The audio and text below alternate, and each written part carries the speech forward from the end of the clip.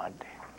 Saludos dominicanos en todo el territorio de la República. Hoy martes 1 de mayo del año 2004 les traemos otra edición de Agenda Nacional que les llega de lunes a viernes de 11 a 11:30 antes meridiano por Teleglobo, Canal 19 de UHF, Canal 19 de Aster y Canal 46 de Telecable Nacional. Les habla Leopoldo Espaillat y hoy contamos con la colaboración y presencia de nuestro amigo licenciado Roger Orlando Pino. Muy buenas, Roger. Gracias. Buenas, pues lindas tengan. Bueno, traje aquí una primicia que no está en la prensa, Roger. El nuevo gobierno de Irak, provisional de Irak. Bueno. En el último momento, estaba escuchándolo por la televisión y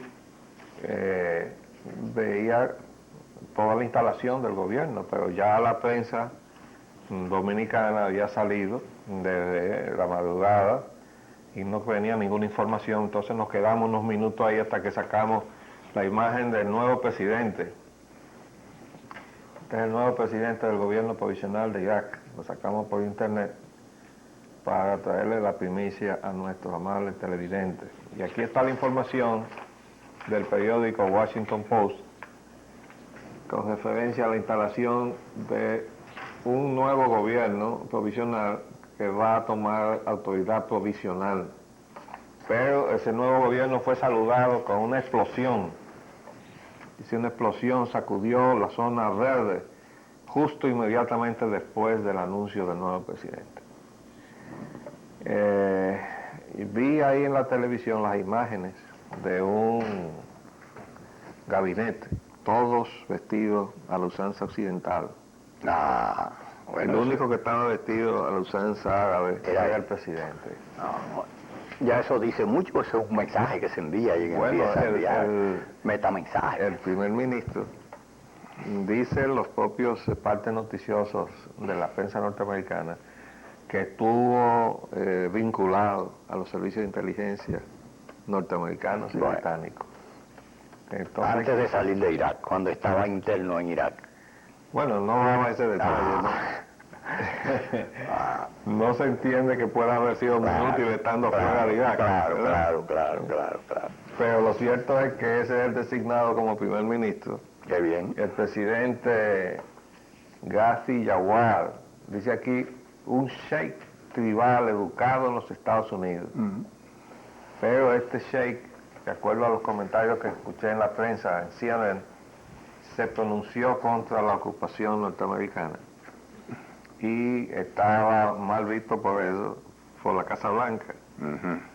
Pero por lo menos eso reflejaba sencillamente el parecer del pueblo iraquí, que ya hemos dicho aquí en este programa, que los norteamericanos tienen que entender que todos los iraquíes, los que realmente se sientan iraquíes, tienen que desear que se vayan lo más pronto posible. Claro. Y por eso están todos unificados, incluyendo aquellos con quienes ellos contaban para la ocupación, que eran los chiitas, al extremo de que han tenido esa confrontación muy sangrienta. Porque eran los adversarios más frontales que tenía Saddam Hussein. O sea que eran adversarios de cuidar. Exactamente. Por consiguiente, ellos eran útiles a los propósitos y planes de los Estados Unidos. Y mira ahora en lo que se han convertido. Ahora resulta que los chiitas ya no son lo que solían ser. Bueno, el asunto está ahora en la cuestión del traspaso de soberanía. Estados Unidos se había comprometido a traspasar soberanía de vuelta a Irak el 30 de este mes. Entonces ya estamos primero de mes. Estamos primero.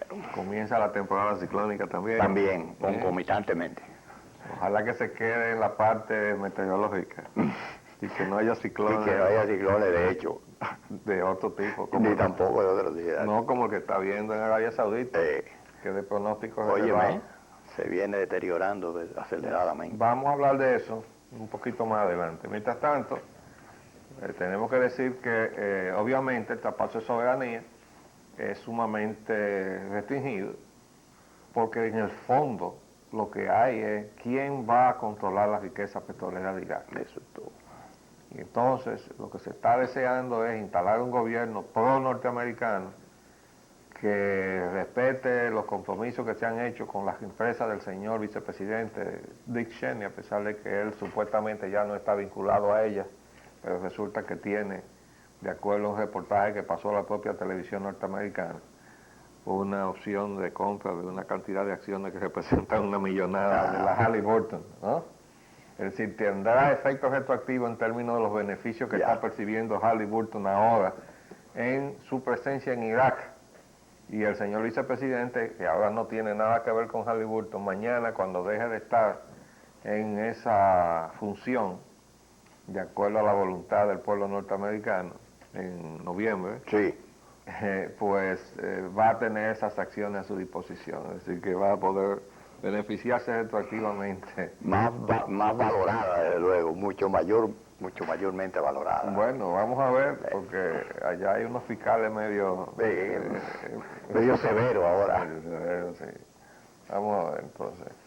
Otro aniversario del 30 de mayo. La muerte de Trujillo tuvo inspiración norteamericana. ¿Cuáles fueron sus objetivos? El libro de Seymour Hersh y Bernardo Vega.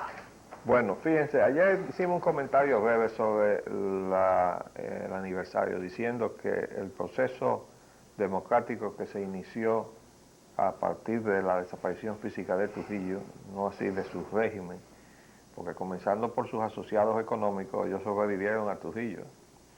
Y de los políticos, pues le sobrevivió Balaguer al extremo de que él era la pieza favorita de las fórmulas post-Trujillo. Y recuerden que también de la documentación que ha sacado Bernardo Vega, que se aprovechó de su presencia en los Estados Unidos en posiciones oficiales para tener acceso a algunos archivos de la República Dominicana, y le ha permitido hacer una serie de libros, que es el beneficio que ha sacado el pueblo dominicano de su paso por los Estados Unidos. Ahí están documentos importantes de la historia dominicana. Y de acuerdo con esos documentos, en el gobierno de Kennedy, pero heredero al fin y al cabo de las acciones del gobierno de Eisenhower, parece que todo el montaje para el intento de matar a Trujillo estaba hecho desde el gobierno de Eisenhower. No se sabe si con el conocimiento o no del presidente Eisenhower, y el discurso que se disparó Dwight Eisenhower para entregar el mando Evidencia que... da a entender como que él no estaba muy al tanto de las cosas que estaban haciendo en su gobierno los hermanos Dulles. Sí, John Foster y Allen. Exacto. Allen el de la CIA y John secretario Foster el de secretario de Estado. Sí. Nefastos. Quiere decir que uno manejaba la parte del iceberg que estaba fuera del agua Y el otro era y submarino. la otra la parte sumergida, que es la más peligrosa. Bueno, pues la parte sumergida tenía toda una lista de atentados, de acuerdo con el testimonio que da el señor Seymour Hersh en este libro, por favor, que les recomendamos que se lean a todos aquellos que quieran encontrar las raíces de su historia. Aquí ponen facetas que no son muy favorables a Kennedy, el autor no le simpatiza a Kennedy, pero no tiene más remedio que poner las cosas en el contexto de la verdad. Y uno ve, se da cuenta que el mismo Kennedy también era prisionero de lo que el gobierno o la administración de Eisenhower o la gente que estaba trabajando con el iceberg en la administración Eisenhower tenía planificado, es decir, la invasión a Cuba, los atentados contra Fidel Castro, los atentados contra el líder vietnamita Dinh, Nigo Dinh Diem. y había un líder africano también que estaba en lista de muerte, además de Rafael Leonidas Trujillo. Ahora la pregunta que uno se hace es, ¿por qué los norteamericanos que apadrinaron a Trujillo de repente le voltearon la torta? A esta altura, y mirando retrospectivamente, uno tiene que entender que para los mismos intereses norteamericanos ya no les resultaba la fórmula del dictador que oprimía a sus pueblos para entonces beneficiar a las empresas norteamericanas, porque la antipatía de los pueblos a los dictadores se le arrastraba a las empresas norteamericanas y buscaron otro modelo, el de las democracias que les servían a los intereses norteamericanos. Y yo creo que de eso es que estamos ahora mismo viviendo. Intensa y categórica. En dosis mortales, ¿verdad? Que es la presencia de la supuesta inversión extranjera, pero más bien de la presencia de la voluntad extranjera en la administración y posesión de los bienes de nuestra propia naturaleza, como son los de la minería. Pues el resultado, además de la presencia y control de la economía dominicana por la inversión extranjera, es la presencia de 2 millones de haitianos ilegales en la República Dominicana. Vamos a hablar de eso en el próximo punto. Bueno, en uno de los puntos que tenemos por delante, después de hacer un breve paréntesis y volvemos. Bueno, tengo que dar rápidamente un informe de la vista pública en el Senado, a la cual yo informé ayer que iba a concurrir, y llevamos el documento que nosotros habíamos aportado a través del asesor del Senado, el doctor Pedro Manuel Casal Victoria, a la comisión que estaba trabajando. Nuestro aporte es muy simple. Nosotros le decíamos allí que cómo era posible que en unos considerandos de la introducción de la ley, en el mismo cuerpo de la ley de migración, no se mencionara ni una sola vez el acuerdo que se firmó en Washington el 31 de enero de 1938, por las importantes cláusulas y los compromisos que representan para ambos estados, y en el caso de la situación que estamos viviendo ahora, para el respeto de la soberanía dominicana versus el irrespeto a la frontera, porque ese acuerdo comprometía al Estado haitiano, como comprometía igualmente al dominicano, a que cada uno de sus estados tenía que vigilar a sus nacionales y hacerse responsable de que respetaran la frontera. Quiere decir que cada haitiano que está en suelo dominicano es un testimonio de que el Estado haitiano vulneró su compromiso consignado en el acuerdo firmado en Washington, del cual no se pueden hacer los tontos quienes fueron sus testigos, que son los norteamericanos, que muchas veces apadrinan declaraciones y acciones en contra de la República para ablandar la voluntad de resistencia de los dominicanos con el asunto de que nosotros somos prejuiciados raciales. Ya hemos desbaratado ese tema, ¿verdad? Diciendo simplemente que un país que tiene el 85% de mulatos, y es un país que se mezcló, no puede tener prejuicios raciales. Nuestro problema es otro, no podemos soportar esa presencia haitiana aquí, porque sencillamente le está quitando su espacio y su trabajo y todo y su derecho a los dominicanos que ya no tienen derecho a escuela ni tienen derecho a ir a los hospitales porque no caben, porque los haitianos le están quitando su espacio por voluntad de las grandes potencias que se comprometieron a ayudar a Haití allá. Bueno, vamos a ver lo que va a salir de ahí, porque ayer la sesión terminó en delegar en una comisión preparar un nuevo proyecto, y ahí vamos a estar nosotros. Vamos a ver el próximo punto. La agresión al doctor Palacios. Un capitán de la PN golpea al ex candidato vicepresidencial de Fuerza de la Revolución. Ahí tienes tú, muestra. Aquí está. La imagen del doctor Palacios. En la clínica Doctor Betances, donde él mismo tiene su consultorio. Como psiquiatra. Como psiquiatra que es.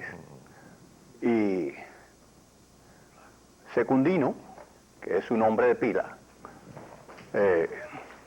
tenemos una pequeña dificultad técnica para mostrar la foto del doctor Palacios. Ahí está.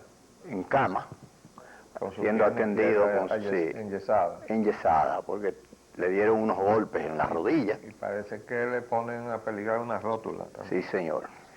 Bueno, ahí aparece descrito en la página interior, página 6, Sí. Los detalles de cómo el jefe del destacamento que está ahí encabezó la agresión al doctor Palacio. Y eso, el jefe de la policía va a tener que explicarlo. Nosotros tenemos algunas cosas que comentar sobre eso en los próximos días, pero por el momento no vamos a tocarlo.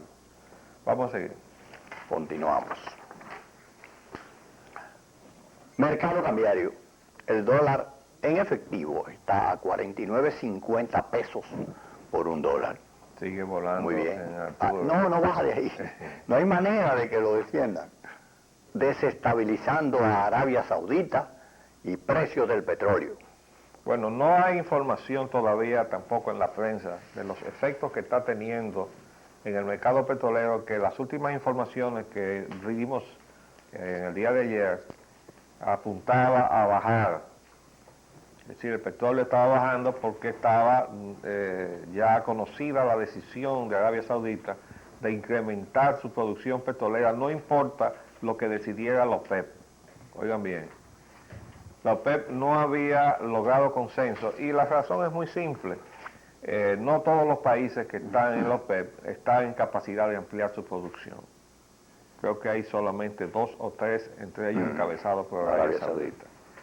Ahora bien, si se hace un aumento de la cuota y los otros países no la pueden asumir, entonces se crea una situación de desequilibrio interno, porque los países que tienen la cuota van a tener que ir a buscarlos donde los tienen, no tienen la capacidad para entrar al mercado por su vía. Se crea una complicadera, pero de todas maneras, en aras de la estabilización del precio del petróleo, es decir, estabilizarlo hacia abajo, Arabia Saudita se había comprometido a ingresar más de 2 millones diarios de barriles al mercado. Y ahí es el momento que escogen los terroristas para atacar unas instalaciones que desde luego no son instalaciones de producción petrolera, pero hay oficinas. Y hay ahí también técnicos extranjeros. Es decir, es un impacto que tuvo sus efectos, ¿dónde? En los mercados. Bueno, pues hoy los precios del mercado tienden a subir por efecto del terror. Sí. Y el terror parece que está siendo administrado con propósitos económicos. Vamos a dejarlo ahí por el momento, pero mientras tanto, el resultado concreto es que se ha agredido a la nación que iba a bajar los precios del petróleo, ¿verdad? Así es. Si Arabia Saudita era el que iba a bajar los precios del petróleo, bueno, ahí va el terror a producir lo suyo, ¿no? Bueno. Efecto, en las cotizaciones de bolsa, de acuerdo con la televisión internacional, hoy aparece el petróleo subiendo. Casualidad de la vida, ¿verdad? Bueno, mucha casualidad. Panorama nacional. Los retos de Leonel Fernández. La Iglesia Católica pide a Fernández empezar con alza salarial. Bueno, ¿qué tú crees Arrancando por ahí. de esa propuesta? Porque la verdad es que lo que tenemos es un incremento increíble de los precios de los artículos de primera necesidad. Que han estado galopando hacia arriba desde hace bastante tiempo, ¿no? Por razones... Sí. Por razones de tipo de devaluación monetaria, porque efectos, es un resultado de la política de este gobierno. Correcto. Con relación a la cuestión cambiaria.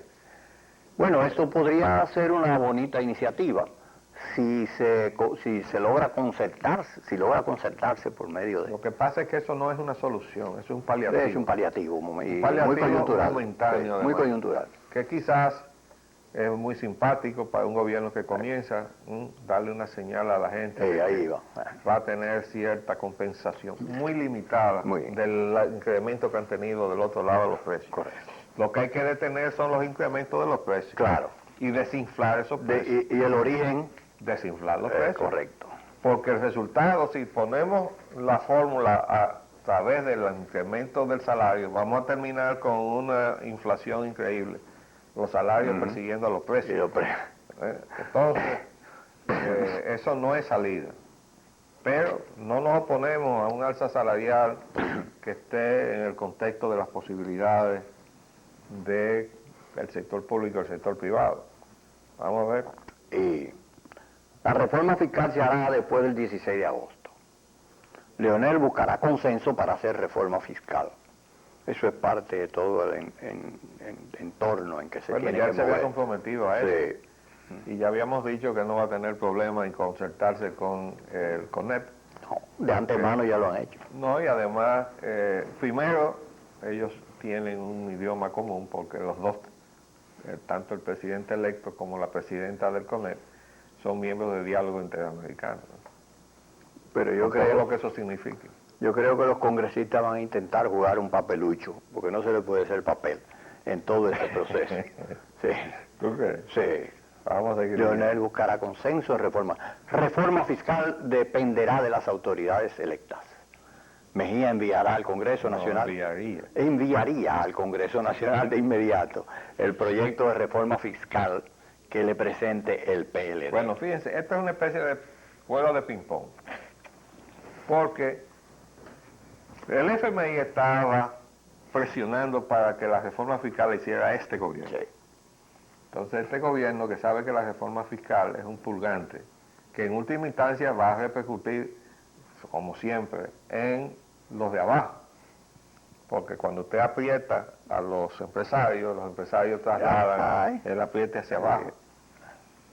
En la mercancía, en los servicios, en todo lo que ellos venden. Y como no hay quien defienda al de abajo, porque eso pone a uno a pensar con relación a la iniciativa esa del Defensor del Pueblo, que por cierto, en una oportunidad, la Academia de Ciencias me pidió autorización para que yo permitiera que mi nombre apareciera postulado por la Academia de Ciencias. Y yo la di. Parece que la Academia de Ciencias se descuidó, no mandó a tiempo el asunto, pero en realidad yo debo decir que si aquí, en este país, los funcionarios del gobierno cumplían su cometido, comenzando por el presidente de la República, entonces no hay necesidad de un defensor del pueblo, porque el defensor del pueblo vendría a estar compensando el desconocimiento que están haciendo los funcionarios de que tienen que defender al pueblo dominicano, ¿verdad? Pero de todas maneras, lo cierto es que aquí el consumidor no lo defiende absolutamente nadie. Y nosotros lo que tenemos son funcionarios que agreden permanentemente al pueblo desde sus funciones. Y eso, desde luego, será hasta un día. Pero en este caso, los dos, el gobierno saliente y el gobierno entrante, se estaban quitando de arriba la responsabilidad de presentar el purgante de la reforma fiscal, hasta que finalmente hoy aparece esta versión. Dice Mejía, bueno, yo mandaría al Congreso desde ahora lo que me presente el PLD. Quiere decir que el PLD tendrá que cargar con la responsabilidad política de lo que él presente. Y entonces Mejía dice, yo lo mandaría al Congreso. Vamos a ver, como tú dices, qué pasaría en el Congreso Nacional. Pero se nos acabó el tiempo por el día de hoy. Nos complace que tú viajes de vuelta hoy, ¿no? Gracias, gracias. Yo también me siento muy honrado y complacido de estar con ustedes. Bueno, pero volveremos mañana, si Dios así lo permite. Les hablamos Leopoldo Espellana Anita. Y Roger Ogana. Hasta luego.